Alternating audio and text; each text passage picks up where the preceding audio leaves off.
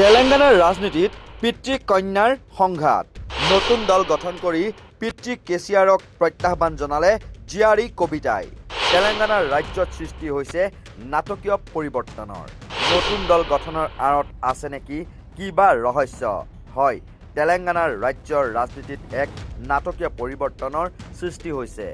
কে চন্দ্ৰশেখৰ ৰাও অৰ্থাৎ কেচিআৰৰ কন্যা কে কবিতাই নিজৰ পিতৃ আৰু প্ৰাক্তন দল ভাৰত ৰাষ্ট্ৰ সমিতিৰ বিৰুদ্ধে থিয় দি এক নতুন ৰাজনৈতিক দল গঠনৰ কথা ঘোষণা কৰিছে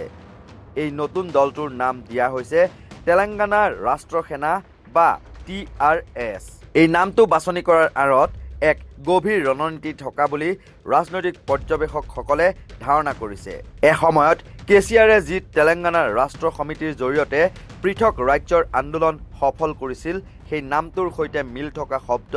ব্যৱহাৰ কৰি কবিতাই তেলেঙ্গানাৰ জনসাধাৰণৰ আবেগক পুনৰ জগাই তুলিব বিচাৰিছে এই ঘটনাৰ আৰম্ভণি হৈছিল যোৱা বছৰৰ ছেপ্টেম্বৰ মাহত যেতিয়া কেচিআৰে নিজৰ কন্যা কবিতাক দল বিৰোধী কামত লিপ্ত থকাৰ অভিযোগ তুলি BRSৰ পৰা নিলম্বন কৰিছিল সেই সময়ত পৰিয়ালৰ ভিতৰত চলি থকা সংঘাত ৰাজহুৱা হৈ পৰিছিল কবিতাই অভিযোগ কৰিছিল যে তেওঁৰ ভাতৃ KT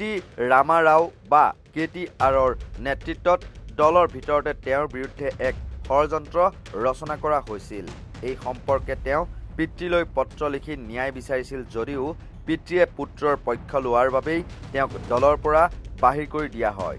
দিল্লীৰ আবকাৰী নীতি কেলেংকাৰীৰ গোচৰত গ্ৰেপ্তাৰ হৈ প্ৰায় 5 মাহ কাৰাবাস খাটি অহাৰ পিছত জামিনত মুক্তি পাই কবিতাই এই কঠিন সিদ্ধান্ত